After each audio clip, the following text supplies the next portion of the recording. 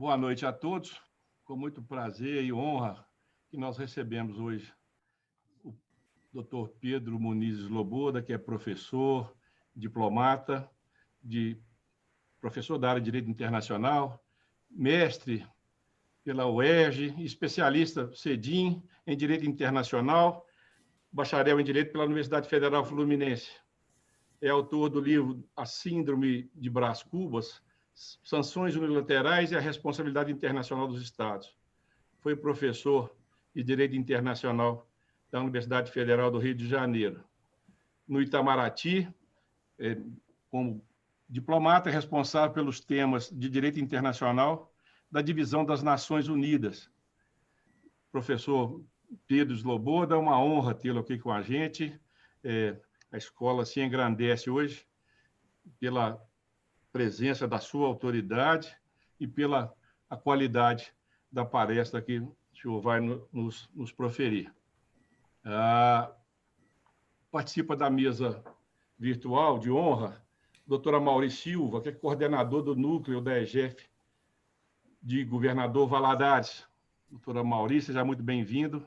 Muito obrigado. Com muita honra nós o recebemos aqui. O debatedor já é nosso conhecido, professor da Universidade Federal de Minas Gerais, Dr. Lucas Carlos Lima, que é professor adjunto de Direito Internacional na Universidade Federal de Minas Gerais, professor do programa de pós-graduação da Faculdade de Direito da UFMG, doutor em Direito Internacional pela Universidade de Macerata, na Itália, com períodos de pesquisas doutorais como Visiting Fellow na University of Cambridge e Scientific Guest na Max Planck Institute for International Procedural Law. É mestre pelo programa de pós-graduação da Universidade Federal de Santa Catarina e graduado em estudo com período de estudos na Università degli Studi de Firenze. O currículo do professor é substancioso e denota a qualidade e a profundidade dos seus conhecimentos.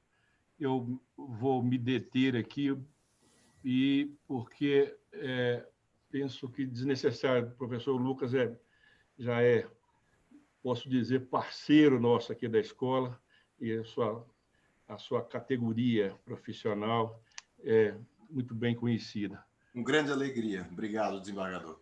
O debatedor é o doutor juiz de direito Richard Xavier Brant, que é lotado e na comarca de Montes Claros, onde exerce a judicatura, e também é professor com um largo currículo e vasta experiência como professor na Universidade Estadual de Montes Claros, é mestre e doutor em Direito, e com essa apresentação, levando em conta a exiguidade do tempo, eu já passo a palavra saudando o professor Pedro Sloboda. Com a palavra, professor. Obrigado, desembargador Tiago. É uma satisfação para mim participar dessa aula magna. Eu queria, em primeiro lugar, agradecer o convite que foi formulado pelo Tribunal de Justiça de Minas, pela Escola de Magistratura, e queria agradecer, em nome do desembargador Tiago Pinto, toda a equipe que está organizando esse evento, todos que estão por trás dessa aula magna. Queria saudar também aqui o doutor Richardson Brant, doutor Lucas Lima, doutora Maria Silva e, obviamente, todos que estão nos assistindo. Eu acho que é absolutamente importante esse diálogo, né, cada vez mais intenso entre o Itamaraty e a magistratura, não só porque a diplomacia judicial é cada vez mais intensa, né, cada vez mais existem eventos internacionais envolvendo juízes, magistrados, de cortes superiores, de tribunais de justiça. Existe, por exemplo, no âmbito do BRICS, todos os anos existe um encontro de juízes no país que cedia o agrupamento, que preside o agrupamento. A nossa candidata brasileira hoje ao Tribunal Penal Internacional, nas eleições que vão acontecer em Nova York no mês que vem, é uma desembargadora federal, mineira, aliás. Ela atua no TRF da primeira região, aqui em Brasília, mas é uma desembargadora mineira de Belo Horizonte. A nossa juíza anterior no Tribunal Penal Internacional também era uma desembargadora federal. Então, essa diplomacia judicial é cada vez mais intensa. A nossa candidata virou praticamente uma embaixadora, né? A gente já fez mais de 150 reuniões com diferentes estados, partes no Estatuto de Roma. A gente fez reunião com praticamente todas as embaixadas aqui em Brasília. Ela viajou para a Haia, na semana que vem está viajando para Nova York para fazer campanha lá, encontrar embaixadores perante as Nações Unidas e acompanhar as eleições. Então, eu acho que me parece cada vez mais importante esse diálogo entre o Itamaraty e a magistratura, e justamente por isso eu queria apresentar aqui hoje. A minha ideia, na verdade, é fazer uma provocação, né? Trazer duas provocações ou 2 pontos para debate. A gente vai ter um debate depois na segunda metade dessa apresentação, e eu queria trazer alguns pontos para reflexão, porque essa diplomacia judicial ela é cada vez mais intensa, mas a aplicação do direito internacional no âmbito da magistratura, no âmbito do exercício cotidiano da magistratura, não deveria ser algo distante, né? E justamente por isso eu queria trazer o debate sobre a participação do Poder Judiciário no que diz respeito especificamente à responsabilidade internacional dos Estados. O que, para mim, parece um dos temas mais importantes de direito internacional, que é a responsabilidade internacional. O Brasil é muito ativo nesse tema, muito ativo na 6ª Comissão das Nações Unidas, da Assembleia Geral, que é a Comissão Jurídica. E aqui uma nota de rodapé: a maior parte dos doutrinadores brasileiros, dos manualistas, pelo menos, apresenta-se algo desatualizada nesse tema, porque ainda diz que é necessário dano para que haja responsabilidade. Era assim até a década de 70, né? Mas já quando dos trabalhos do Roberto Ago na Comissão de Direito Internacional, o dano deixou de ser um elemento necessário. E basta, na verdade, que haja um ato internacionalmente ilícito para que o Estado possa ser responsabilizado em âmbito internacional. Esse me parece o tema mais importante de direito internacional, porque basicamente ele assegura a eficácia das normas jurídicas internacionais. Quando eu ministrava aulas especificamente na Faculdade de Relações Internacionais, na FRJ, qualquer tema de direito internacional que eu mencionasse, os alunos perguntavam: mas e se o Estado não cumprir? Mas e aí? Isso é só um papel, isso é só um tratado. E se o Estado não cumprir, o que acontece? Ou seja, havia um certo descrédito com relação ao direito internacional na Faculdade de Relações Internacionais, também na Faculdade de Direito, por vezes. Mas o direito da responsabilidade internacional responde exatamente a essa pergunta: o que acontece se o Estado não cumprir o direito internacional? E é justamente por isso que qualquer ato internacionalmente ilícito acarreta a responsabilidade internacional dos Estados. As consequências podem ser as mais diversas, né? O Estado pode ser condenado em um tribunal internacional, o Estado pode sofrer sanções de diferentes naturezas, pode sofrer sanções multilaterais no âmbito de organizações internacionais variadas, pode sofrer sanções unilaterais, inclusive. As consequências podem ser realmente graves, inclusive para o Estado, para o seu comércio internacional, para as suas transações financeiras, né? A depender do caso concreto, obviamente, a depender da gravidade da violação do direito internacional.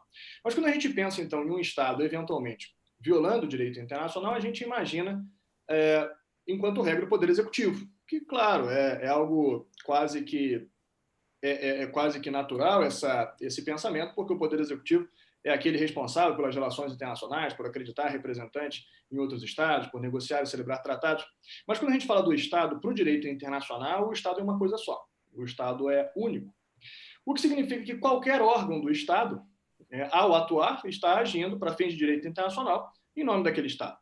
A responsabilidade internacional do Estado, portanto, ela pode advir da conduta de qualquer órgão público, ou de qualquer agente público, de qualquer hierarquia, de qualquer dos entes federados, né? Pode ser da União, pode ser do Distrito Federal, municípios, estados, de qualquer dos poderes da República.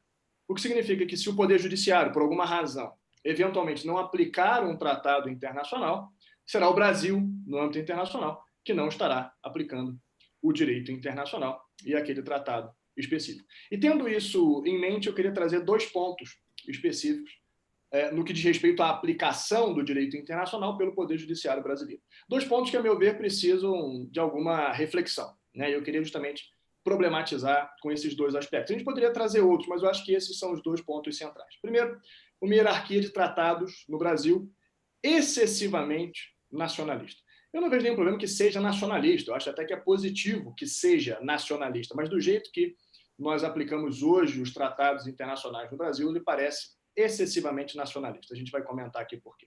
E o segundo ponto que eu queria debater é um dualismo que eu estou chamando de anacrônico, porque realmente parece, em 2020, algo obsoleto, algo desatualizado no que diz respeito à prática internacional.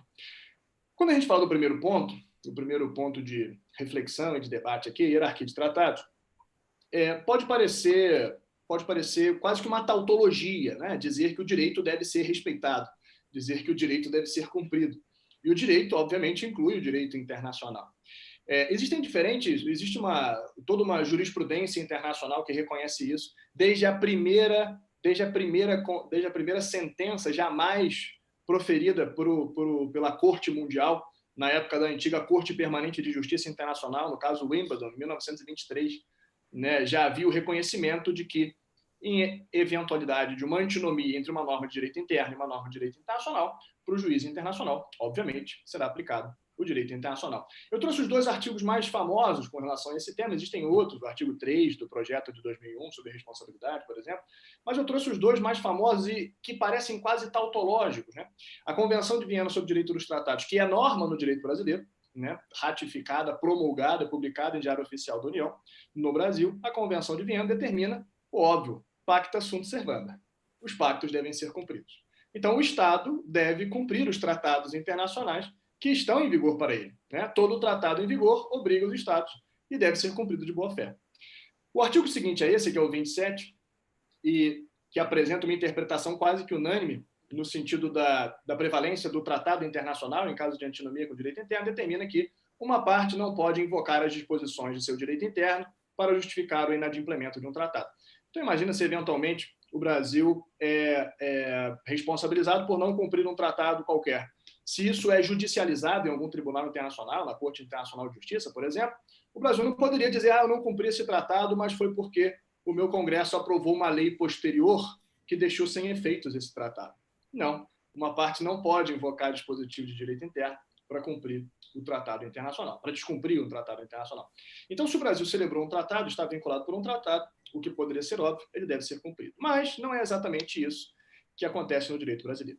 A hierarquia atual de tratados no direito brasileiro, ela é mais ou menos como aparece nesse quadro. Existem tratados que podem ter hierarquia constitucional do direito brasileiro, que são aqueles aprovados nos termos do parágrafo 3º do artigo 5º, ou seja, tratados de direitos humanos que forem aprovados com procedimento análogo de emenda constitucional, então, por 3/5 das duas casas do Congresso em 2 turnos de votação, eles serão equivalentes a emendas constitucionais. Só existem 2 tratados como esse no Brasil hoje, o Tratado de Nova York sobre o Direito das Pessoas com Deficiência e a Convenção de Marrakech, que a gente vai comentar daqui a pouco. Além disso, existem os demais tratados de direitos humanos que, por uma decisão do Supremo Tribunal Federal, proferida em 2008, são supralegais, estão acima da lei. É o caso do Pacto de São José da Costa Rica, por exemplo. Mas são infraconstitucionais, permanecem abaixo da Constituição. A tendência, eu coloquei um pouquinho de lado aqui, né, não coloquei dentro da pirâmide, porque é uma tendência jurisprudencial que deve se consolidar em breve, né? Existem alguns julgados já nesse sentido, mas os tratados em matéria tributária, pela jurisprudência atual, tendem a retomar a interpretação original do artigo 98 do Código Tributário Nacional, no sentido de que os tratados em matéria tributária também seriam supralegais. Os demais tratados, por um recurso extraordinário julgado em 1977, têm hierarquia de lei ordinária federal. Tratados não são lei ordinária federal, tratados equivalem à lei ordinária federal. Não passam, o rito de celebração dos tratados, de entrada em vigor dos tratados, é próprio dos tratados e não das leis. Então, formalmente, eles não são lei, mas eles têm força de lei, têm força normativa equivalente à de lei ordinária federal. O que significa que, se houver um tratado, uma lei posterior, se não for um tratado de direitos humanos, nem um tratado em matéria tributária, e haja uma lei posterior incompatível com esse tratado, atualmente, pelo entendimento que atualmente prevalece no Poder Judiciário brasileiro, na jurisprudência do Supremo Tribunal Federal, esse tratado não será cumprido. É claro que a lei não pode revogar o tratado, porque a aprovação de lei não é meio apto a revogar um tratado, a extinguir um tratado internacional. O Brasil continuará obrigado a respeitar esse tratado no âmbito internacional. Mas no âmbito interno, a sua execução estará suspensa por essa lei posterior, eventualmente incompatível com ele. Alguém poderia eventualmente argumentar que, para nós conferirmos uma hierarquia... Eu estou apresentando aqui só o problema, né? Não estou apresentando a solução. A solução é variada, existem diferentes propostas com relação a isso. Para um internacionalista duro, né, ou para um internacionalista rigoroso, os tratados prevaleceriam sobre o direito interno, ponto. Qualquer direito interno. O que poderia ser interpretado até como supraconstitucional, o que nem me parece saudável, né? Eu acho que o nosso apego à supremacia constitucional deve ser mantido. Não me parece que os tratados devessem ser considerados dessa forma. Também não me parece necessário que haja uma emenda constitucional para que nós comecemos a considerar os tratados como supralegados, o que me pareceria o mais saudável, abaixo da Constituição, sujeito a controle de constitucionalidade, mas pelo menos acima de legislação ordinária federal, pelo menos para não ser afastado por uma legislação posterior incompatível com os tratados. Não me parece, porque se o Supremo Tribunal Federal entende que o Código Tributário Nacional, que é uma normativa infraconstitucional, pode decidir sobre hierarquia de tratados, existe essa discussão, né? Será que apenas a Constituição pode decidir sobre hierarquia de tratados? A Constituição não fala nada sobre hierarquia de tratados, é absolutamente silente com relação a isso. Mas se o Supremo entende que uma normativa infraconstitucional, como o CTN, pode decidir sobre isso, então nós temos uma outra normativa infraconstitucional que também decide sobre isso. O artigo 27 da Convenção de Viena sobre o Direito dos Tratados é uma normativa, no Brasil, infraconstitucional, assim como o CTN, assim como o Código Tributário Nacional. E se o Supremo Tribunal Federal interpreta que esse código atribui hierarquia supralegal aos tratados, não me parece nada distante da realidade interpretar que esse artigo 27 também atribui a todos os tratados internacionais uma hierarquia, no mínimo, supralegal, já que a gente não pode invocar dispositivo de direito interno para descumprir o tratado internacional. O segundo ponto que eu queria trazer para debate, que me parece, né, ainda mais sensível, é esse dualismo que eu estou chamando de anacrônico. Porque quando a gente celebra um tratado internacional, né, existe toda uma fase de negociação internacional. Depois da negociação, o tratado ele é adotado, então a gente congela o texto do tratado. Depois ele é autenticado nas línguas autênticas, as línguas que terão validade em âmbito internacional, e podem ser em diferentes idiomas. Em seguida, ele é assinado tudo pelo Poder Executivo, tudo como ato internacional, né? E depois da assinatura, o Poder Executivo pode remeter ao Congresso Nacional. Aqui a gente está falando já de um ato interno, ele passa na Câmara, passa no Senado e é aprovado por um decreto legislativo. Claro, se for rejeitado, acaba aí o processo, a gente não se torna parte do tratado. Mas como justamente os tratados internacionais, enquanto regra, precisam da vontade conjugada do Poder Legislativo e do Poder Executivo, então o Parlamento aprova o tratado, autoriza o presidente da República a ratificar o tratado, nós ratificamos, o Poder Executivo ratifica, e em seguida ele promulga e publica em Diário Oficial da União. O grande problema aqui é o seguinte: a ratificação é ato suficiente para que o tratado entre em vigor para o Brasil no plano internacional. Não significa que ele entrará em vigor imediatamente, porque, em primeiro lugar, o tratado deve estar em vigor no âmbito internacional. E ele estará em vigor no âmbito internacional conforme as suas próprias regras. Por exemplo, 30 dias após o... Está para entrar em vigor daqui a pouco o Tratado de Proibição Completa de Armas Nucleares. Já temos 50 ratificações. Ele vai entrar em vigor 90 dias após 50 instrumentos de ratificação. Essa é a regra prevista no próprio tratado. Cada tratado prevê a sua regra específica. Se o tratado já estiver em vigor e o Brasil ratificar o tratado, normalmente tem um período de vacância que cada tratado determina, 90 dias, 60 dias após a ratificação, mas a ratificação é ato suficiente para que o Brasil esteja vinculado pelo tratado no âmbito internacional. E o tratado estará em vigor, o Brasil estará obrigado a cumprir aquele tratado. Acontece que, para a jurisprudência brasileira atual, o tratado estará em vigor para o Brasil no âmbito internacional, mas não estará em vigor no Brasil, no plano interno, enquanto não for publicado em Diário Oficial da União. É óbvio que o ideal é que esse trâmite aqui, entre a ratificação e a publicação, a promulgação é promulgada por decreto presidencial e publicada imediatamente. Mas entre a ratificação e a promulgação em si, o ideal é que seja feito de maneira rápida, né? Mas nem sempre é assim. Por vezes, o Brasil fica meses, anos, nesse limbo jurídico, em que o Brasil é obrigado pelo tratado no âmbito internacional, mas não tem como cumprir no âmbito interno, porque o Poder Judiciário não aplica o tratado enquanto ele não estiver publicado em Diário Oficial da União. O argumento para isso é o princípio da publicidade. Os tratados devem ser publicados, né? Os tratados devem ser publicados, mas eles são publicados. Desde 1919, os tratados são públicos. Desde o fim da Primeira Guerra Mundial, todos os tratados são publicados. Hoje, todos os tratados publicados, todos os tratados celebrados por membros das Nações Unidas são publicados pelo Secretariado das Nações Unidas. Devem ser registrados em secretariados e devem ser registrados devem ser registrados e publicados pelo Secretariado das Nações Unidas. Alguém poderia argumentar, mas eles não são necessariamente publicados pela ONU em português. E isso é verdade. E, claro, português é a língua oficial da República Federativa do Brasil.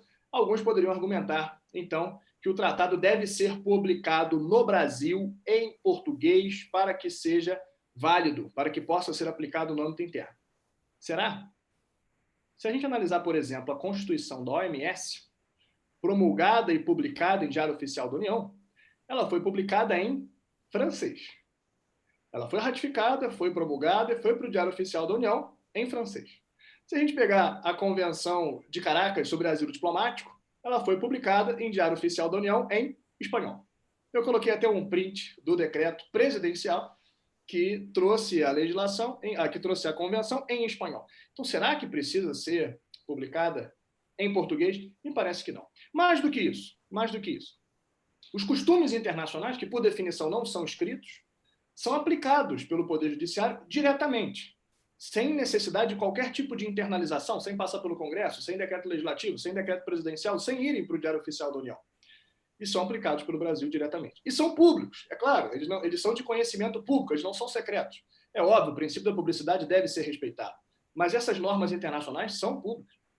Mais do que isso, no ano passado, esse argumento de que a publicidade seria condição de validade do tratado no âmbito interno ficou ainda mais enfraquecido com a aprovação da Lei 13.810, que determina que as resoluções do Conselho de Segurança terão aplicabilidade imediata no ordenamento jurídico brasileiro, mesmo antes de serem publicadas em Diário Oficial da União. Elas serão publicadas em Diário Oficial da União, elas serão publicadas em português, né? A prática contemporânea é de publicar os tratados também em português, né? O que deveria ser o ideal, claro. Mas existem alguns tratados, como mostrado aqui, que não estão publicados em português. Mas essas resoluções do Conselho de Segurança elas têm aplicabilidade imediata no Brasil, mesmo antes de serem publicadas em Diário Oficial da União em língua portuguesa, ou seja, em inglês. Uma norma internacional que é pública, obviamente, qualquer um com acesso ao Google consegue acesso ao conteúdo dessas normas. Elas são públicas, elas não violam o princípio da publicidade, basta acesso à internet. Realmente, não estarão disponíveis em português, a publicação em língua portuguesa estarão disponíveis, mas a publicação em língua portuguesa não será condição de validade. Uma vez que a resolução do Conselho de Segurança é aprovada, ela se torna vinculante para o Brasil. O Brasil é obrigado a cumprir as resoluções do Conselho de Segurança, sancionatórias, nos termos do artigo 25 da Carta da ONU. Então, se elas estão em vigor para o Brasil no plano internacional, claro, a lei determina que elas também estão em vigor para o Brasil no plano interno. Elas serão, posteriormente, publicadas em língua portuguesa, mas isso não é condição de validade. Para problematizar um pouquinho mais, eu queria trazer o caso do Tratado de Marrakech. Esse tratado foi celebrado no âmbito da Organização Mundial para a Proteção da Propriedade Intelectual e faz parte daquele famoso dilema entre proteção e acesso. Os países desenvolvidos querem, enquanto regra, o maior grau de proteção à propriedade intelectual, os países de desenvolvimento, enquanto regra, querem acesso, né, a esses produtos. O Brasil é um dos principais negociadores nesse tema. Os medicamentos genéricos, por exemplo, são difundidos no Brasil em razão da atuação diplomática brasileira na OMC, na famosa declaração sobre TRIPS e saúde pública, né, na reunião ministerial da OMC. Sobre TRIPS é o Acordo de Proteção da Propriedade Intelectual no OMC, relacionado a comércio, né, sobre temas relacionados a comércio. E por meio daquela declaração, o Brasil foi um dos pioneiros, foi um dos grandes negociadores, junto com Índia e África do Sul, né, pôde-se flexibilizar a proteção da propriedade intelectual para fármacos e, portanto, fazer um licenciamento compulsório de fármacos e baratear, permitir o acesso dos medicamentos à população brasileira. Esse acordo de Marrakech, o Brasil também foi um dos principais negociadores, porque ele permite o acesso, né, o acesso de material didático para pessoas com deficiência visual. É um tratado de direitos humanos. O Brasil foi um dos principais negociadores desse tratado. O Brasil assinou esse tratado em 2013, remeteu ao Congresso Nacional, que aprovou esse tratado com status de emenda constitucional, em 2015. Esse tratado foi aprovado por 3/5 das duas casas, em 2 turnos de votação. Esse tratado tem hierarquia constitucional no direito brasileiro. O Brasil ratificou esse tratado em dezembro de 2015. E o tratado entrou em vigor no plano internacional em setembro de 2016. Nesse período aqui, entre a nossa ratificação e setembro de 2016, o tratado ainda não tinha adquirido o número de ratificações suficiente ou necessários para entrar em vigor no âmbito internacional. Uma vez que ele adquiriu esse número de ratificações, ele entrou em vigor internacionalmente e entrou em vigor para o Brasil. O Brasil encontra-se obrigado por esse tratado desde setembro de 2016. Mas esse acordo só foi promulgado e publicado em Diário Oficial da União mais de 2 anos depois. Durante esse período, eu pergunto, um tratado aprovado no Congresso Nacional com status de emenda constitucional, que vincula o Brasil no âmbito internacional. O Brasil poderia ser responsabilizado por não respeitar esse tratado, poderia sofrer eventualmente algum tipo de sanção, alguma condenação internacional por não responder esse tratado. Esse tratado não estava em vigor no plano interno? É isso que a jurisprudência nos responde? Apesar de estar em vigor no plano internacional e apesar de ter ou de dever ter status constitucional, ele não seria aplicado, ele não seria reconhecido como norma no direito brasileiro por não estar publicado no Diário Oficial da União. Nenhum requisito previsto na Constituição foi desrespeitado aqui. Ele já tinha aprovação dos 2 poderes da República, do Congresso e do Poder Executivo. E o Congresso se manifestou com esse status diferenciado a esse tipo de tratado. E a gente responderia, claro que isso não se tornou um caso concreto na prática, a gente promulgou e hoje isso não é mais um problema. Mas durante esse período, se houvesse um caso no Poder Judiciário, a nossa resposta seria de que o tratado não estava em vigor, apesar do status de emenda constitucional, até porque não existe nenhuma obrigação e não existe nenhum prazo para o presidente da República promulgar e publicar o tratado. Não existe. Se o presidente... Imagina se um tratado é ratificado no final de um determinado governo. Logo depois começa outro mandato, não estou dizendo que foi isso que aconteceu, mas logo depois começa o mandato de um outro presidente e diz, não, isso daí foi obra do governo anterior, eu não vou promulgar. E aí, de fato, o governo seguinte, depois de aprovado nos 2 poderes da República, depois de ratificado, depois de entrada em vigor para o Brasil no âmbito internacional, se, por uma razão política qualquer que seja, o presidente seguinte ficar de birra, então o tratado não estará em vigor para o Brasil no plano internacional. Porque esses tratados também não são formalmente emenda constitucional. Eles não são promulgados pelas mesas da Câmara e do Senado, como as emendas constitucionais. Eles equivalem a emendas constitucionais. Os tratados passam pelo trâmite de celebração e de internalização próprio a tratados. Podem equivaler à lei, podem ter uma hierarquia supralegal, podem equivaler a emendas constitucionais, mas formalmente são tratados e passam pelos mecanismos apropriados de celebração de tratados. Aqui eu só sistematizei quais são as possíveis consequências, né, de um não cumprimento de um tratado internacional ou de uma obrigação internacional por qualquer dos órgãos do Estado brasileiro, qualquer órgão público, qualquer agente público, e elas podem incluir indenizações, satisfações, interrupção do ilícito se contínuo, oferecimento de garantias de não repetição, se as circunstâncias exigirem, condenações em tribunais internacionais, e esses casos aqui são muito emblemáticos. O Brasil foi condenado na Corte Interamericana de Direitos Humanos 2 vezes pela mesma coisa. Não pelo mesmo fato, é claro que os fatos eram diferentes, mas nas 2 ocasiões o Brasil foi condenado por não aplicar um tratado internacional que tem hierarquia supralegal, que é justamente o Pacto de São José da Costa Rica. O Pacto de São José da Costa Rica, de acordo com a própria interpretação consolidada na jurisprudência da Corte Interamericana de Direitos Humanos, não permite anistia a crimes graves, como tortura e crimes contra a humanidade. Mas, ainda assim, nós não costumamos aplicar, né, no que diz respeito à lei de anistia, né, especificamente no que diz respeito à possibilidade de julgamento de crimes graves, como tortura, nós costumamos aplicar a lei de anistia ao invés de aplicar o Tratado Internacional. Muitos argumentam, mas existe uma DPF de 2010 que considerou a lei de anistia e essa interpretação específica da lei de anistia como constitucional. Muito bem, pode ser constitucional. O artigo 652 do Código Civil também era constitucional, mas ele não se aplica porque existe um tratado posterior e supralegal, que é o Pacto de São José da Costa Rica, que deixa sem efeitos o artigo 652 do Código Civil sobre a prisão civil do depositário infiel. Prevalece o tratado internacional, que é posterior e superior. Por que, então, no caso da lei de anistia, nós não aplicamos, né, o tratado internacional? Se pacta sunt servanda. Né? E aí nós fomos condenados, no caso Gomes Lund, sabendo que isso ia acontecer, porque já conhecíamos a jurisprudência da Corte Interamericana, já éramos parte do Pacto de São José desde 1992, então isso é norma interna no direito brasileiro desde 1992, ainda assim, fomos condenados, então, sabendo que isso aconteceria, Ainda assim, não aplicamos o Pacto de São José nesse aspecto, mantemos a interpretação da lei de anistia e fomos condenados de novo em 2018 por não aplicar, por não conferir a prestação jurisdicional necessária, como exigido pelo Pacto de São José. Então, quer dizer, essa não aplicação dos tratados internacionais pode gerar uma série de condenações em tribunais internacionais, por vezes até repetidas, né?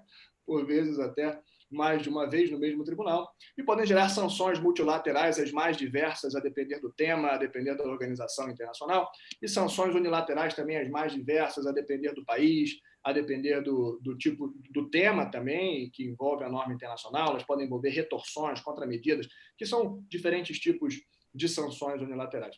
E, mais uma vez, como que, eventualmente, isso poderia ser resolvido? Na minha interpretação, mais uma vez, nós temos uma norma no direito brasileiro, promulgada, publicada em português, em língua portuguesa, no Diário Oficial da União, publicada em 2009, quando nós ratificamos a Convenção, que determina justamente uma parte não pode invocar disposição de seu direito interno para cumprir, para justificar o inadimplemento de um tratado. E o que deveria ser tautológico, pacta sunt servanda. Ou seja, basta a aplicação no Brasil dos tratados em vigor para o Brasil, no âmbito internacional, que nós não correríamos nenhum tipo de risco de sermos condenados em tribunais internacionais ou de ser de outra forma responsabilizados, né, por ato de qualquer dos poderes da República, né? E me parece que, quando a gente fala dessa interlocução, desse papel essencial do Poder Judiciário, esses dois temas, a hierarquia de tratados e esse dualismo, que me parece anacrônico, seriam dois dos temas essenciais. Obrigado, eu agradeço pela atenção e fico aberto para o nosso debate.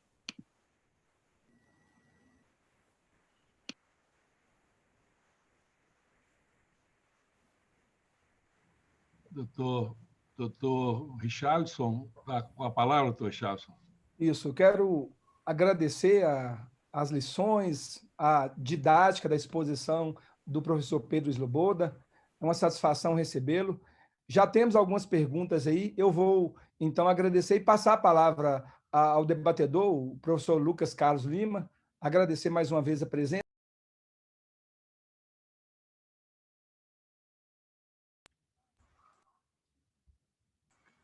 Obrigado, doutor Richardson. Boa noite a todas e todos. É um prazer, mais uma vez, falar num evento da Escola Judicial Edésio Fernandes.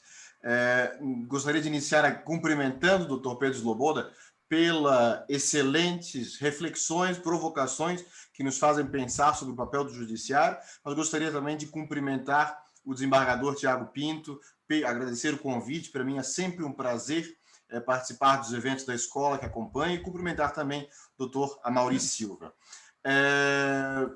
O que nos falou Pedro hoje, eu tenho 10 minutos para fazer as minhas considerações como debatedor e lançar perguntas ao nosso excelente expositor de nossa aula magna, mas o que nos falou hoje o doutor Pedro Sloboda é algo que parece uma tendência global de os judiciários assumirem um papel cada vez maior nas suas relações internacionais e, obviamente, gerar problemas jurídicos com os quais o nosso judiciário brasileiro eventualmente não está habituado e utiliza técnicas interpretativas que geram essa visão de um dualismo anacrônico, de um nacionalismo exacerbado, ou de alguns, como dizem alguns, uma esquizofrenia entre os poderes, enquanto age de uma forma diferenciada de um modo ao outro. Mas o que me interessa aqui é que o direito internacional, o judiciário nacional e o direito internacional possuem uma longa relação,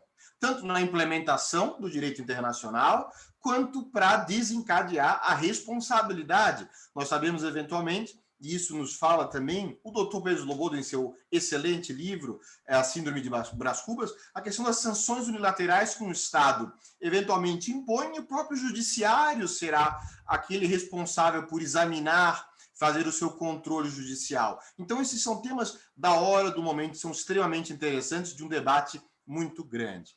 Parece existir aqui diferentes visões em relação a essa revisão judicial, ou essa judicial review, que hoje é o debate do dia, principalmente porque hoje existe um controle maior por parte dos judiciários nacionais e, utilizando o direito internacional e valores de direitos humanos e outros valores internacionais para controlar os atos do poder público e dos atos privados. Então, isso é um fenômeno interessante, o judiciário como o principal utilizador do direito internacional, e é um exemplo recente muito interessante que ocorreu na Itália, que é um caso de um juiz de segundo grau, o juiz de Trapani, que utilizou a noção de normas peremptórias de direito internacional, essas normas superiores, o ius cogens, para anular um tratado entre a Itália e a Líbia envolvendo migrantes, ou seja, o doutor desembargador Tiago Pinto, aplicando a Convenção de Viena mencionada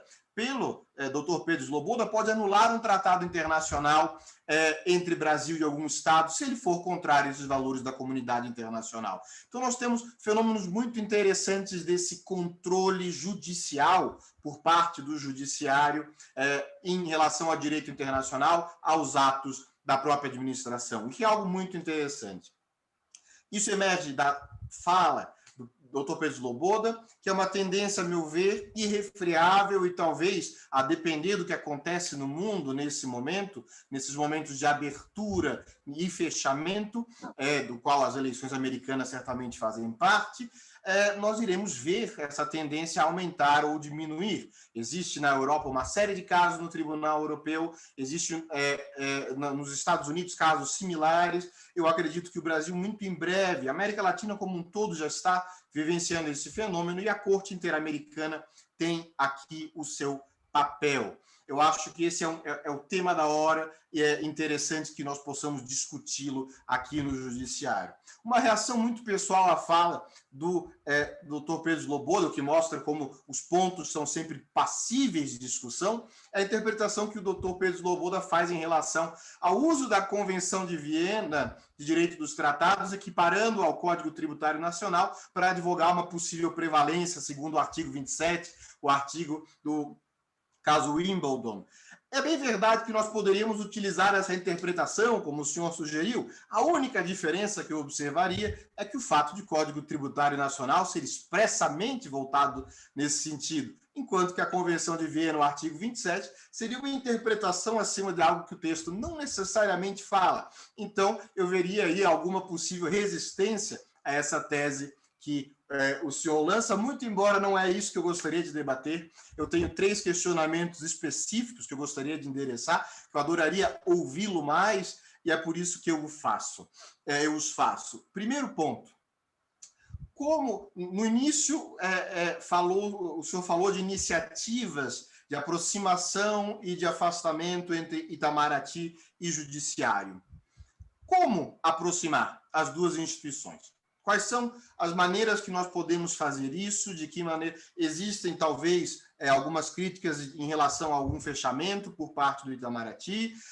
Como nós podemos aproximar essa relação para colocar o nosso país em situações de equiparação com as grandes potências que o direito internacional não só aplicam, mas influenciam diretamente? Existe uma possibilidade de fazê-lo dentro desse contexto? De onde deveria vir? Deve vir de cima, do que nos diz o STF, deve vir de baixo, do que nos dizem as cortes federais e as cortes regionais. Como seria possível fazer essa intervenção? A segunda questão diz a própria responsabilização por parte do judiciário. De acordo com as suas leituras, de acordo com a sua interpretação, dentro do Brasil é uma tendência a responsabilidade internacional por conta do judiciário brasileiro, como são os 2 casos já da Corte Interamericana, e recentemente houve mais um caso, não pela mesma coisa, mas uma condenação recente, há 2 semanas foi publicada a sentença do caso da fábrica de fogos no Brasil, que o judiciário brasileiro não agiu em tempo suficiente. Como é que o senhor percebe essa tendência de responsabilização por omissão do judiciário? Terceira e última pergunta, que eu estou realmente curioso. Obviamente, as minhas perguntas são provocações. Obviamente, existe sempre a possibilidade de fazer como a Corte Internacional de Justiça, pegar as perguntas, reformulá-las e, eventualmente, não respondê-las. Mas eu gostaria muito de ouvir algo que talvez seja um tema muito do momento, que é A responsabilidade internacional, essa questão, o direito da responsabilidade internacional, como está hoje, ele é uma formulação essencialmente doutrinária. Ago refutou Anzilotti, a Comissão de Direito Internacional tomou vias do projeto. Eu aqui saliento o papel de Calero Rodrigues, o brasileiro, que efetivamente também participou muito desse processo. E depois James Crawford encerrou, e nós temos os artigos de 2001, em que nós temos ali a possibilidade, foi citado no início da sua fala, o artigo 4º, mas depois nós temos as regras de atribuição do judiciário, etc. Eu me pergunto, é suficiente o que nós temos hoje para resolver essas questões? É possível, com o modelo que nós temos hoje, resolver todos os problemas? Ou será que não é o caso de nós pensarmos numa convenção? Eu sei que esse é um assunto que envolve algo de um interesse caro ao Brasil. A pergunta que eu lhe faço é a título acadêmico, a sua opinião acadêmica a respeito. Sei que não fala em nome do Itamaraty, mas gostaria muito de ouvir qual é a sua impressão. Nós precisamos de uma convenção sobre responsabilidade internacional, ou está bem como está o fruto da Revolução Agro que o senhor fala em seu livro? Eu aqui encerro os meus 10 minutos de provocação com essas 3 perguntas, mais uma vez dizendo que é uma grande alegria para mim poder participar desse debate, agradecendo mais uma vez a generosidade e o convite do desembargador Tiago Pinto, de quem fico sempre à disposição. Parabéns, professor Pedro Sloboda, pela sua fala. Foi um prazer ouvi-lo e aprender com a sua prática, a sua experiência e os seus estudos. Muito obrigado. Desembargador, passamos, então, à segunda fase do debate. Eu penso que talvez seja o caso da gente fazer logo as perguntas e depois passar ao professor Pedro Sloboda para responder. Pode ser assim? Professor Pedro Sloboda, quer responder de uma vez ou eu coloco minhas questões e depois o senhor responde em bloco? Como o senhor achar melhor. Ok, então eu vou passar logo. Eu quero inicialmente agradecer o convite feito pelo desembargador Tiago Pinto, dizer que a atuação da Escola Judicial tem sido extremamente importante, mesmo aqueles que já o conheciam, que tinham uma boa expectativa com a assunção do senhor na IGF, estão bem surpreendidos pelos temas, pela importância dos debates aqui trazidos. Eu quero agradecer ao professor Pedro Sloboda pelos comentários, pela forma didática, cumprimentar o colega Mauri, cumprimentar mais uma vez o professor Lucas, dizer da dinâmica das questões que ele colocou. Bem, a minha participação aqui é uma participação mais como constitucionalista, fui professor muito tempo de constitucional, do que propriamente como alguém especialista no campo do direito internacional. Então, professor, eu primeiro quero dizer que aos juízes o direito internacional não é algo distante. Os juízes lidam no dia a dia com a aplicação da Constituição, e como o senhor bem coloca no seu livro, todas as constituições, né, contemporâneas trazem, desde o início, a Constituição do México, a Constituição da Polônia, a própria Constituição de Weimar, trazem a constitucionalização desses direitos humanos. Então, elas já trazem o que o senhor chama de bloco constitucional, a transformação dos direitos humanos em direitos fundamentais. E eles são realmente extremamente importantes para que o juiz possa estabelecer aquilo que é uma função típica do judiciário, que é a função contramajoritária. O juiz, ao atuar, ele garante às minorias exatamente aquelas pessoas mais vulneráveis. E, ao fim, o direito, seja internacional ou interno, ele tem uma função importante de proteção dos fracos contra os fortes. Então, o Poder Judiciário, em questões ligadas à igualdade de direitos, à questão de cotas, questões ligadas a homicídios, delitos contra a vida, a delitos e infrações à lei da Maria da Penha, questões relativas a pessoas com deficiência, idosos, crianças, aplicam essas convenções, das quais o Brasil é signatário, e, naturalmente, sempre o fazem sob 3 pontos de vista no entendimento do STF, na ideia de uma tripla hierarquia. Como o senhor bem colocou, a primeira hierarquia é quando é aprovado apenas 2 tratados, como o senhor já mencionou, não é? Os tratados que entraram no Brasil respeitado aquele quórum especial de 3/5. Então, eles têm hierarquia de norma constitucional. Uma segunda hierarquia são os tratados e convenções de direitos humanos, que, embora não observem o quórum especial, com base na regra do artigo 5º, parágrafo 2º, que é uma cláusula de direitos implícitos, e mais o artigo 47 da Constituição, eles entram no Brasil com status de norma supralegal. E, finalmente, aqueles tratados que não tratam de direitos humanos e que entrariam no Brasil na qualidade de lei ordinária. Aqui nós atinamos para os alunos, não rigorosamente lei ordinária, lei complementar, porque a lei complementar é um campo específico de incidência e não haveria, seria diretamente soberania do Estado e não haveria, então, essa proporcionalidade. Não é necessariamente hierarquia entre lei complementar e lei ordinária, mas sim campo de incidência normativa.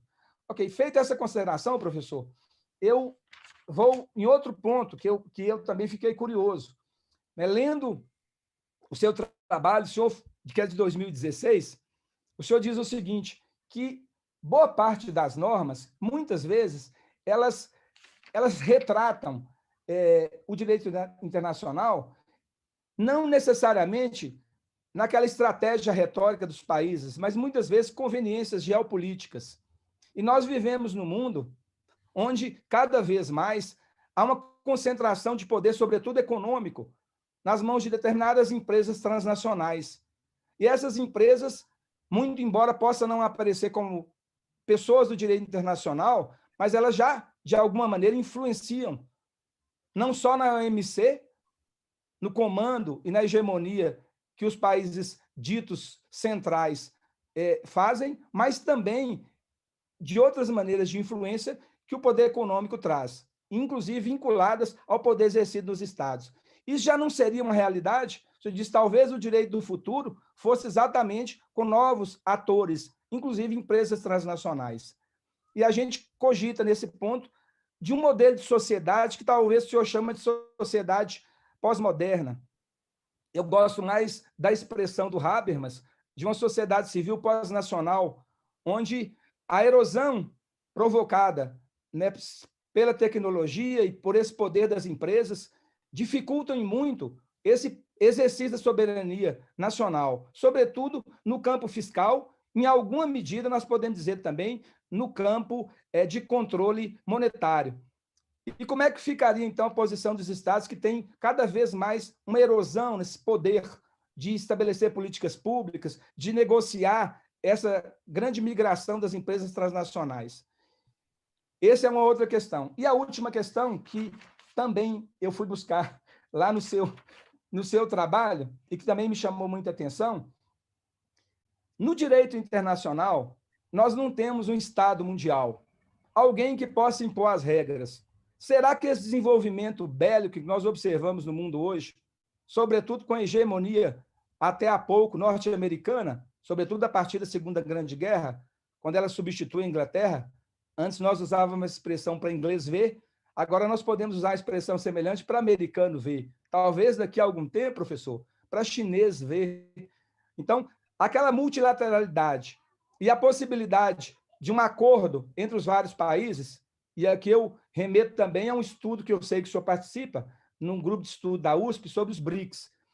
Então, o que eu pergunto é, será que essa mobilização que consistiu na articulação para a formação BRICS, será que ela não é, talvez, uma saída para essa bilateralidade do direito, para essa hegemonia que se apresenta, como uma forma de criar uma sinergia, de romper um pouco com as imposições neoliberais, para que a gente possa superar uma série de questões? E aí eu problematizo para terminar. Porque é muito tranquilo, professor, quando a gente tem um caso rumoroso, e vamos dar o exemplo do caso Maria da Penha no Brasil, a gente conseguir uma articulação e uma mobilização. Mas me preocupa mais, e aqui no caminho dos estudos de Hannah Arendt, quando ela trata do totalitarismo, me preocupam mais as questões normalizadas, aquelas violações que acontecem como se todos consentissem e que o silêncio pudesse, não é, significar talvez um consenso da população, quando na verdade não é. E nós podemos falar a questão patriarcal, a questão do racismo, a questão de preconceito que cada vez recrudesce mais em relação à orientação sexual, em relação a posições de outras pessoas, sempre de grupos menos vulneráveis, sobretudo no campo da atividade laboral.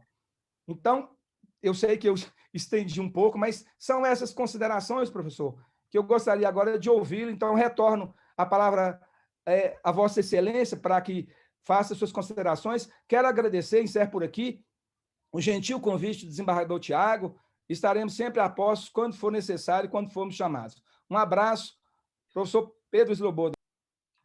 Obrigado, doutor Richardson. Obrigado, Lucas. Como o doutor Lucas mencionou, realmente a Corte Internacional de Justiça, às vezes, ela faz isso, né? Ela pega a pergunta que é colocada, reformula e responde outra coisa completamente diferente. Já aconteceu, por exemplo, a Austrália pedir para ela condenar a França por testes nucleares, ela fala, não, mas o que a Austrália quer de verdade, o que ela quer no fundo, é evitar que a França faça mais testes nucleares. Não estava escrito, ela não fez nova audiência, ela não perguntou para a Austrália, ela tirou da própria cabeça para não responder o tema polêmico, né? Mas eu não vou fazer isso, não vou reformular as perguntas que foram feitas, eu anotei todas aqui, agradeço todas elas, e vou tentar responder todas aqui da melhor forma possível dentro do nosso tempo. O doutor Lucas mencionou um aspecto muito importante, que é a hierarquia de normas, né? E como normas do direito internacional. E como que um próprio tribunal doméstico pode, eventualmente, afastar um tratado internacional aplicando uma outra norma internacional. Eu não cheguei a colocar isso nos slides, mas existe também uma precedência normativa no âmbito internacional. Se a gente quiser colocar de forma muito sintética, as normas de direito cogente, as normas de jus cogens, que são poucas, né? Que inclusive já estão identificadas pela Comissão de Direito Internacional, proibição do genocídio, proibição de crimes contra a humanidade, proibição de agressão e outros. Depois, a Carta das Nações Unidas e resoluções do Conselho de Segurança, por força do artigo 103 da Carta da ONU, que determina que as obrigações derivadas da Carta prevalecem sobre outros acordos, sobre outras obrigações internacionais, e, por fim, os demais tratados, as demais normas, costumes internacionais, decisões de organizações internacionais, num terceiro patamar, que reúne aí 90%, até mais das normas internacionais. Então, quando eu defendo que o Poder Judiciário brasileiro aplique o direito internacional, me parece que deveria aplicar, levando em consideração também isso, né? Então, será que, se o Poder Judiciário for aplicar uma resolução do Conselho de Segurança e, eventualmente, essa resolução for incompatível com algum tratado internacional, se a resolução do Conselho de Segurança deriva do artigo 103 da Carta da ONU, que também é uma norma interna, uma norma no Brasil, promulgada, publicada, então, se o artigo 103 determina que as obrigações derivadas da Carta prevalecem sobre outras, então, no Brasil, me parece que as obrigações derivadas da Carta também deverão prevalecer sobre outras obrigações internacionais. Na reflexão do doutor Lucas sobre a diferença, mudando de ponto aqui, sobre a diferença de linguagem entre o CTN e a Convenção de Viena, eu concordo plenamente, né? E eu trouxe todos os pontos que eu trouxe, na verdade, foram para provocar mesmo, né? E fico feliz que a provocação tenha encontrado ressonância, né? E tenha voltado uma nova provocação. Certamente as linguagens são diferentes, eu concordo que a linguagem do Código Tributário é muito mais clara, inclusive, do que a linguagem da Convenção de Viena, mas, mais uma vez, parando para pensar na Convenção de Viena, que é uma normativa internacional, imaginando uma situação hipotética em que algum juiz tenha diante de si um tratado internacional e uma norma doméstica, antinômicas. A norma doméstica posterior ao tratado internacional. Tratado que não é de direitos humanos, nem matéria tributária, portanto, não tem nenhuma hierarquia diferenciada. O artigo 27 da Carta das Nações Unidas determina que o Estado não pode invocar dispositivo de direito interno para descumprir o tratado, no caso. Então, no Brasil, será que o juiz poderia justificar, fundamentar na sentença, né, afastando a aplicação do poder do tratado internacional por aplicação de direito interno? Se essa norma, que é norma no Brasil também, determina que o Estado não pode invocar dispositivo de direito interno como fundamento para afastar um tratado, me parece que no Brasil isso também deveria ser aplicado da mesma forma. O doutor Lucas perguntou como aproximar o Itamaraty do Poder Judiciário. Acho que esse evento já é uma grande iniciativa, já é um ótimo passo, mas nós estamos abertos, né? Eu concordo que, na minha opinião, deveria haver uma interlocução muito mais fluida, muito mais intensa, muito mais frequente com o Poder Judiciário e também com a academia, né? Eu diria talvez até mais com a academia, porque, obviamente, os poderes são independentes também, obviamente não pode haver nenhum tipo de interferência. Quando nós recebemos, por vezes, né, por exemplo, notificação sobre decisões do Poder Judiciário. O que nós fazemos? Transmitimos ao Poder Judiciário. Não é nosso papel fazer nenhum tipo de análise de mérito sequer. Nós agradecemos, muito obrigado, vamos transferir para a autoridade competente, que é a autoridade judiciária. Mas, certamente, iniciativas dessa natureza, uma interlocução mais fluida com a academia, me parece que tende a beneficiar a todos. Né? Essa troca de informações, a troca de ideias, troca de provocações, tende a beneficiar a todos. E o doutor Lucas perguntou também sobre como eu vejo essa tendência de responsabilidade por ato do Poder Judiciário em caso de omissão.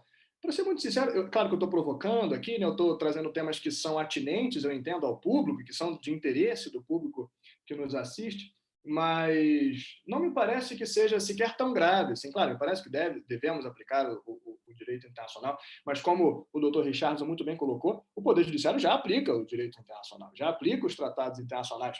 Enquanto regra, né, eu diria que 90% dos casos o Poder Judiciário aplica, e aplica de maneira complementar. Né? O caso Maria da Penha, citado pelo Dr. Richardson, é um excelente exemplo dessa complementaridade e dessa influência positiva mútua entre direito internacional e direito interno, porque a Lei Maria da Penha surgiu a partir de uma recomendação da Comissão Interamericana de Direitos Humanos. Então, como diria o nosso querido Cansado Trindade, o professor Cansado Trindade, juiz da Corte Internacional de Justiça, o direito internacional e a jurisdição internacional como copartícipe da jurisdição doméstica na realização da justiça, né, no acesso à justiça. Os tribunais internacionais, o Tribunal Penal Internacional, por exemplo, também tem uma jurisdição complementar. Né? Obviamente, o Brasil julga os crimes que são de sua competência, que são de sua jurisdição, e o Tribunal Penal Internacional não teria um papel com relação a todos os estados, não apenas o Brasil, senão complementar. Uma ótima pergunta que eu anotei aqui, do Dr. Lucas, sobre o nosso projeto de artigo de 2001 sobre responsabilidade internacional. A pergunta era se é suficiente um projeto de artigo. Não, não é suficiente, essa é a minha resposta clara, essa é a posição do Brasil, a gente pressiona sempre para ser feita uma convenção internacional. E não é por nossa causa que não é feita uma convenção internacional, existem outros países que resistem a isso. É claro que as regras... Bom, a Comissão de Direito Internacional, que é um órgão subsidiário da Assembleia Geral, ela tem um papel de codificação do direito internacional, então ela pega o direito costumeiro que já existe, que já é vinculante. O costume é uma fonte de direito internacional, prevista no artigo 38 do Estatuto da Corte Internacional de Justiça. Então ele pega esse direito que já existe e codifica, coloca num código, né, redige, reduz a termo, o que não o torna vinculante, porque ele já era vinculante, mas obviamente atribui segurança jurídica. Porque o costume padece desse defeito. Não dá para você precisar muito bem quando que surgiu o costume, para quem, em que momento. Você não consegue precisar a data, né, dia e mês. Não consegue. Você consegue precisar, foi ali pela década de 80. Né? Mas pela década de 80 não tem segurança jurídica. Quando a Comissão de Direito Internacional pega o costume que já existe e coloca em um código, em um instrumento, como esse projeto de artigos, claro que nos atribui muita, né, nos confere muita segurança jurídica. E o projeto de artigo sobre responsabilidade internacional, ele reflete, 95% dele reflete o costume internacional. Esses aspectos que nós mencionamos aqui são reconhecidos como costume, o que eu coloquei na lousa é reconhecido como costume internacional. Esse fato de que o Poder Judiciário faz parte do Estado, obviamente, que o Estado é uno, né, e para fins de conduta atribuída ao Estado, está reconhecido, no mínimo, desde a resolução do Instituto de Direito Internacional sobre esse tema de 1927. Né? Então, essas normas que eu coloquei no quadro, sim, são normas costumeiras. Mas nós precisamos de uma convenção internacional. Até porque existem alguns artigos ali que não são codificação. O papel da comissão não é apenas codificar. Ela também faz um desenvolvimento progressivo do direito internacional, ou seja, uma contribuição doutrinária, efetivamente. Ela sugere que seja feita alguma coisa. E o artigo 54, por exemplo, sobre sanções unilaterais, especificamente sobre contramedidas de estados que não são lesados, é um artigo propositalmente ambíguo. É o que nós chamamos em diplomacia de ambiguidade construtiva. Você não consegue estar no impasse, está 50 anos debatendo um tema, literalmente, e você precisa terminar aquele texto, você não consegue um acordo entre as partes, você faz o seguinte, então eu vou escrever um texto de propósito ambíguo, e é propositalmente ambíguo, você entende o que você quiser, você outro entende também do jeito que você quiser, e a gente fecha o texto. Foi o que aconteceu. E esse é um tema importantíssimo, sanções unilaterais. É óbvio que quando o Brasil, na 6ª comissão, e a gente faz isso, nós somos um dos países que mais pressiona para que esse projeto de artigo seja transformado em um tratado. Quando a gente faz isso para que avance esse tema e seja transformado em um tratado, alguns países resistem. Muitos países que preferem que o projeto seja apenas uma norma costumeira, outros países porque adotam sanções unilaterais.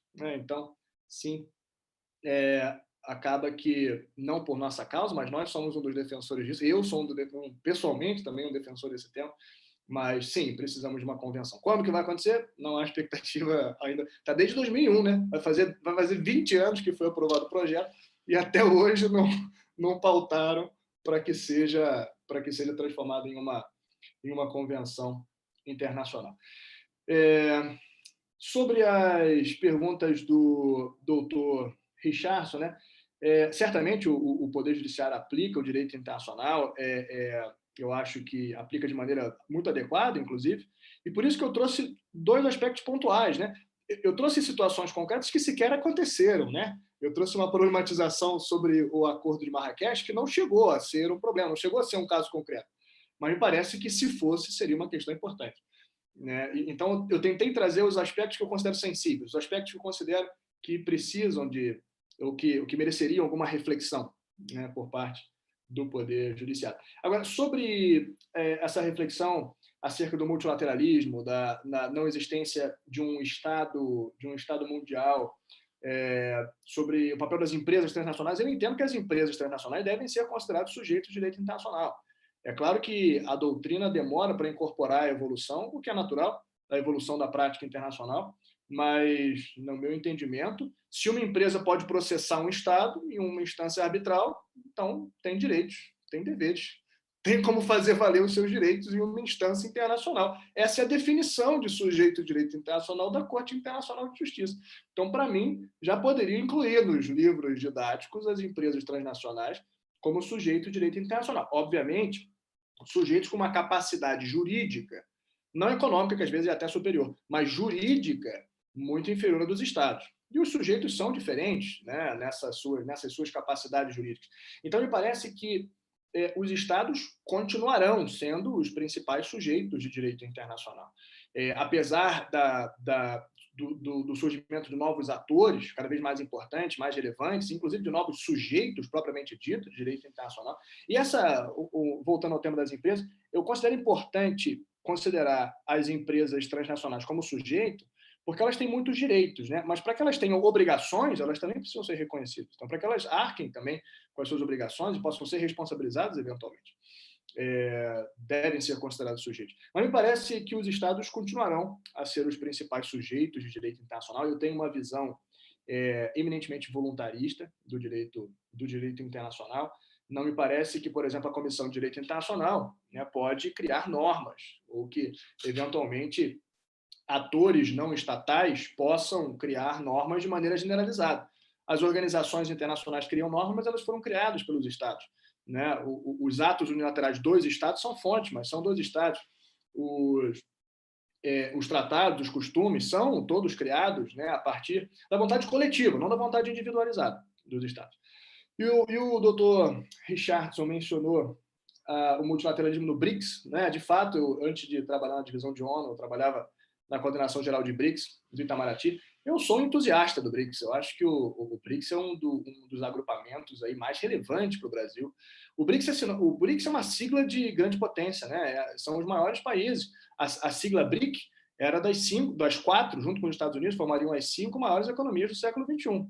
Então, a sigla BRIC, ela tem não apenas o peso geopolítico da importância desses países, que são líderes regionais, mas tem também o aval econômico, né? Quando surgiu a nomenclatura. Agora, o BRICS não é uma organização internacional, ele é um agrupamento, ele é uma figura desse mundo pós-nacional, como mencionou o Dr. Richardson. Quer dizer, não é uma organização internacional do século XIX, com personalidade, ou do século XX, com personalidade jurídica, com estrutura institucional. Não tem estrutura institucional. Por isso que cada ano um país preside. A gente fez, no ano passado, a presidência do BRICS. Cada país é responsável pelas questões técnicas e logísticas, porque não existe um secretariado, não existe uma estrutura institucional, não existem tratados, não existe um tratado constitutivo do BRICS. Mas o BRICS é uma figura nova, né? É uma figura que, apesar de não ter uma estrutura institucional, ele faz mais de 100 reuniões por ano.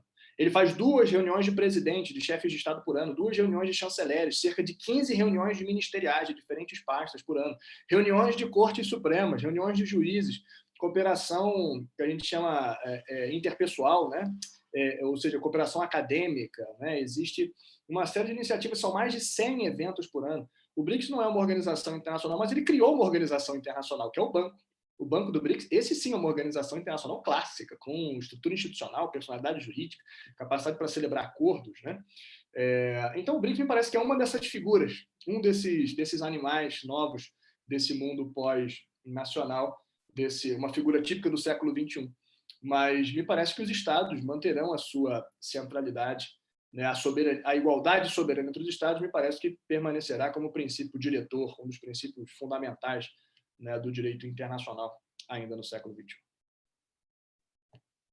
Espero que eu tenha respondido todas as perguntas. Eu não quis fazer como a Corte Internacional de Justiça. Se eventualmente eu fugir de alguma ou esqueci de alguma, por favor, fique à vontade.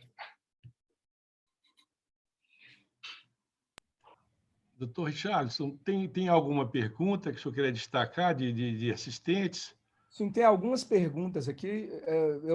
Eu vou pegar pelas últimas aqui que eu anotei. A primeira, a desembargadora Lília Maciel pergunta inicialmente se o controle da convencionalidade, se ele ainda não é muito tímido no Brasil.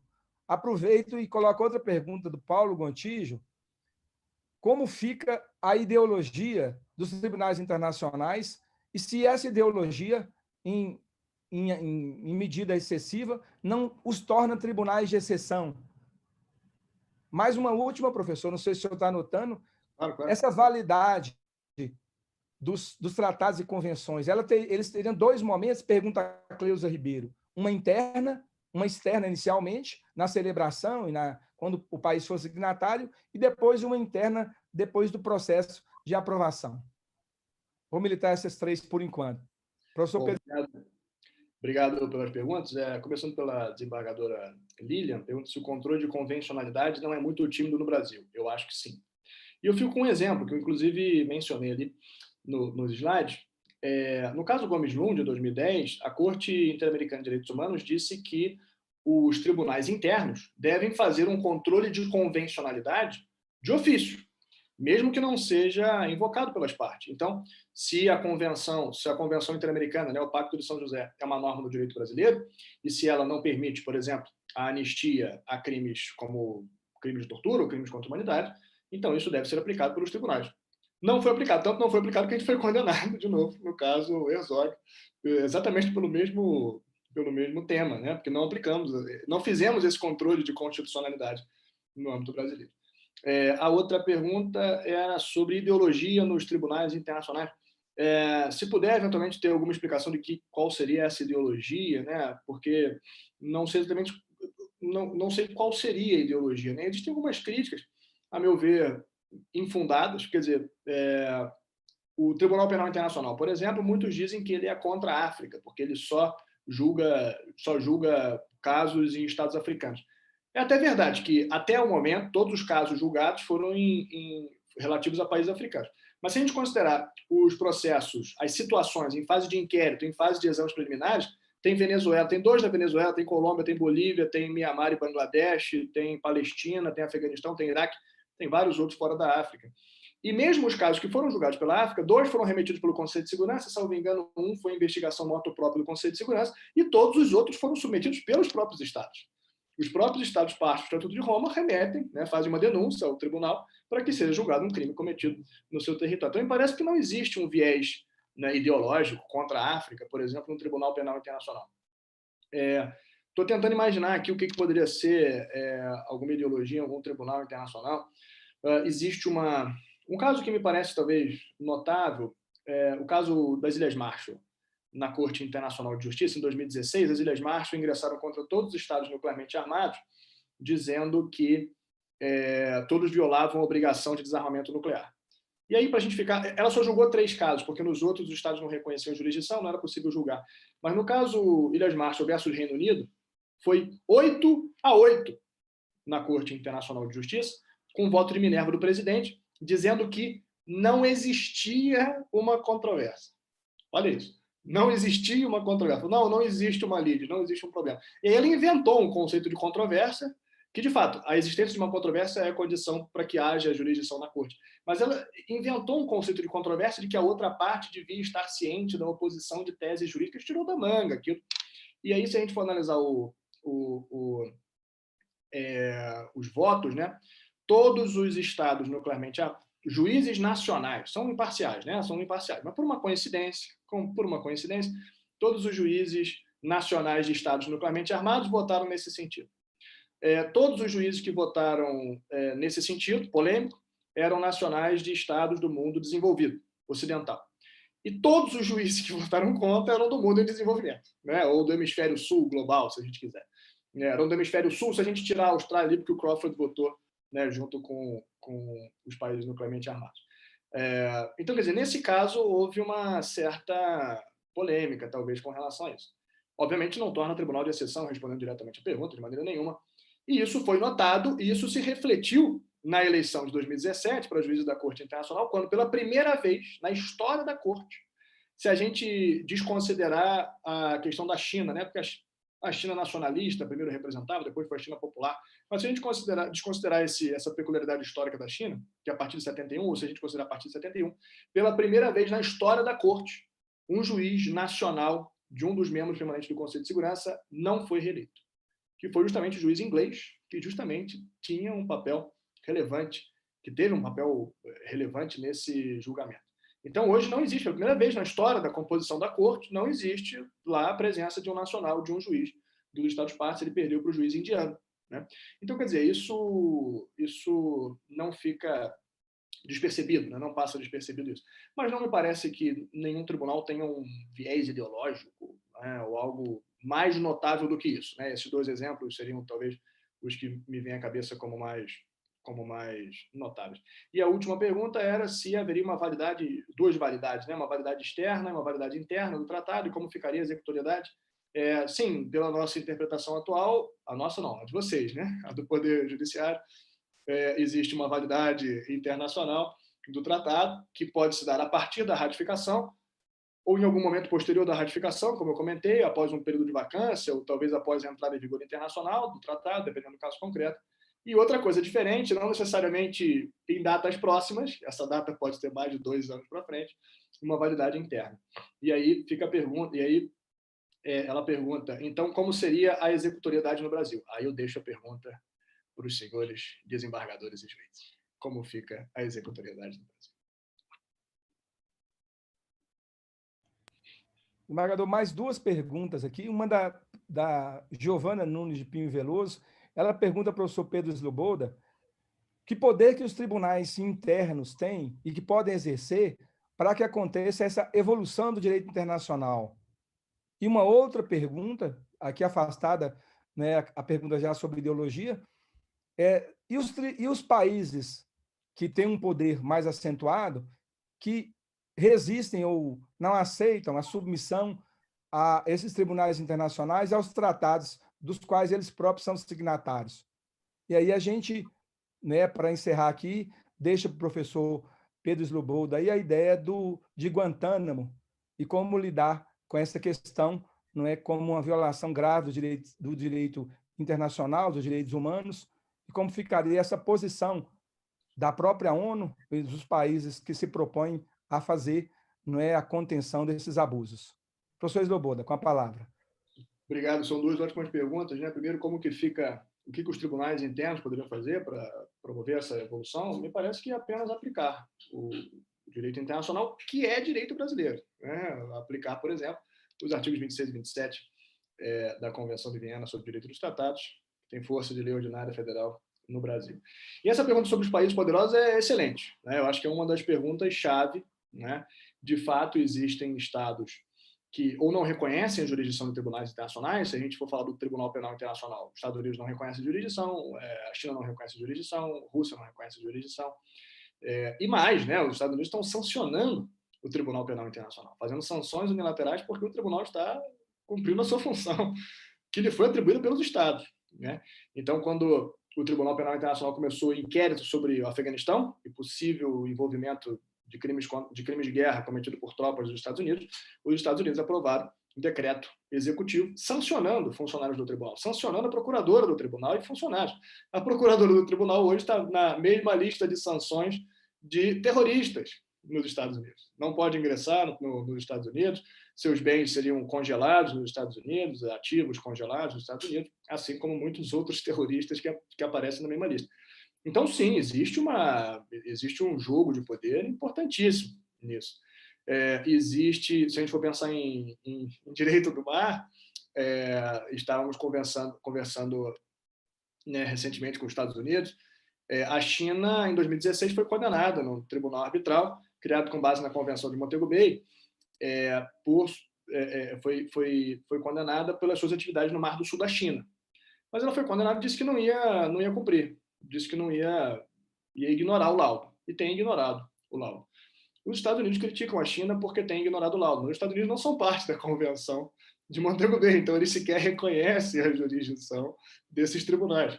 Então, esse jogo de poderes e de contradições, talvez, esse jogo de ironia, às vezes até, ele se apresenta assim. Agora, se a gente for analisar, por exemplo, a Corte Internacional de Justiça, eu acho que existe um sistema de execução muito, muito eficiente, se a gente não falar dos donos do poder, né? Os donos do poder, às vezes, ficam impunes, realmente, mas, às vezes, não é só no direito internacional também, né?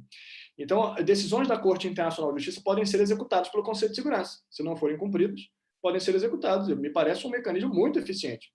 Acontece que a única vez que isso aconteceu era no caso Nicarágua, em que os Estados Unidos tinham perdido. O caso foi levado ao Conselho de Segurança, obviamente não aconteceu nada. Obviamente, os donos do poder, nesse caso, ficaram impunes. Existem outras instâncias, no entanto, em que de nada serve o poder militar, econômico, que seja, como é o caso da OMC. Diante de uma condenação no sistema de solução de controvérsia da OMC, de nada adianta. O Brasil, por exemplo, foi, no caso do algodão, autorizado a sancionar. Os Estados Unidos davam subsídios à exportação de algodão e no sistema de solução de controvérsia da OMC, o Brasil foi autorizado a sancionar os Estados Unidos de 830 milhões de dólares. Isso não é nada, né, para os produtores de algodão. Mas 300 desses 800 milhões de dólares foram autorizados em propriedade intelectual. E aí um setor sensível para os Estados Unidos. Aí os Estados Unidos vieram, sentaram à mesa, negociaram e chegaram a um acordo. Então, quer dizer, de que adianta a maior marinha do mundo nesse caso? Nada, né? Às vezes, em direito do mar funciona, mas direito do comércio internacional não funciona. É óbvio que o governo do Trump, assim que assumiu, começou a atacar justamente o sistema de solução de controvérsia da OMC, tentou a paralisia do sistema, conseguiu, em alguma medida, né, enfraquecer o sistema, porque agora o órgão de apelação está paralisado, porque ele impediu a nomeação de novos juízes. Mas mesmo com a paralisia do órgão de apelação, o sistema de solução de controvérsia continua funcionando. E continua funcionando em primeira instância. Existe um acordo plurilateral, que não envolve todos os países ainda, é verdade, mas existe um acordo plurilateral, do qual o Brasil é parte, que consegue contornar isso. Se tiver apelação, vai por arbitragem, que também é reconhecido na coisa. Então, quer dizer, sim, as lógicas de poder influenciam, né, no direito internacional como um todo, mas não influenciam mais do que no direito interno dos Estados, não. Não me parece que influencie mais. Se o doutor Tiago Pinto me concede uma brevíssima parte, eu me sinto muito contemplado nesse último argumento, porque no caso das Ilhas Marshall, em que a pequenas Ilhas Marshall foi contra os poderosos, eu era um dos advogados do caso e acompanhei todos os desenrolares e todas as pressões. Por mais que o caso não tenha ido à frente, por um argumento processual muito pontual, uma série de outras decorrências, uma série de outras consequências ocorreram nesse caso. Uma delas, a questão da eleição, mas uma série de outros pequenos fenômenos que nós poderíamos analisar através de uma leitura mais sociológica, se quisermos, em que nós vemos o direito internacional reagindo, mesmo em relação aos donos do poder, mesmo aos poderosos. Nunca é tão evidente, às vezes é importante ver os bastidores de certa situação, mas esse caso eu me senti particularmente contemplado e queria aqui dar o testemunho à brilhante conferência que nos fez o Dr. Pedro Sloboda. Apenas complementando esse comentário, é verdade que o caso das Ilhas Marshall em si, no tribunal, na Corte Internacional de Justiça, não foi adiante. Mas não foi uma coincidência que, meses depois, os Estados resolveram negociar na Assembleia Geral das Nações Unidas o Tratado para a Proibição Completa de Armas Nucleares, que foi ratificado já. O Brasil foi o primeiro país a assinar esse tratado, em 2017, logo depois, e em razão dessa omissão da Corte Internacional de Justiça, foi celebrado esse acordo, que vai entrar em vigor em breve, já cumpriu as 50 ratificações, deverá entrar em vigor em breve. Então, existe sim essa relação de poder, existe sim essa pressão, mas existe também a força do multilateralismo, como mencionou o Dr. Richardson, e a força do direito internacional, também usando as palavras do Dr. Richardson, como um instrumento dos fracos contra os fortes. Eu agradeço, então, vou devolver a palavra para o desembargador Tiago Pinto, agradecer o convite mais uma vez, cumprimentar os dois professores, professor Pedro Sloboda, professor Lucas Lima, pela excelente participação, agradecer também ao colega Amauri, o Murilo. Desembargador, parabéns mais uma vez por essa iniciativa e pelas outras iniciativas. Palavra com Vossa Excelência, um abraço fraterno para todos. Meu caro Richarlison, meus caros professor Lucas, meu caro Amauri, colega de serviço, de atividade, eu, como bom mineiro, já avançando para além do horário, eu gostaria de dizer que fiquei aqui observando e matutando, mineiro matuta. E se eu pudesse escolher um adjetivo para a palestra do professor Sloboda, eu não diria provocante, eu diria instigante. Instigante porque, de forma clara e didática, nos trouxe a confronto questões do ordenamento jurídico nacional sob o âmbito de sua aplicabilidade e efetividade e a ordem jurídica internacional. Confronto esse que foi absolvido e estendido pela excelente intervenção dos debatedores. Eu gostaria muito de agradecer a participação de todos, especialmente ao professor e diplomata Pedro Sloboda, e dizer-lhe que eu não vou despedir de Vossa Excelência, porque Vossa Excelência naturalmente será convidada a voltar aqui ao debate. Portanto, fica-se só a parte de agradecimento, coisa que eu faço em nome do tribunal e o faço muito feliz, porque eu tenho certeza do alcance e da penetração e profundidade da palestra que o senhor nos produziu aqui. Muito agradecido e uma boa noite a todos. Muito obrigado, professor.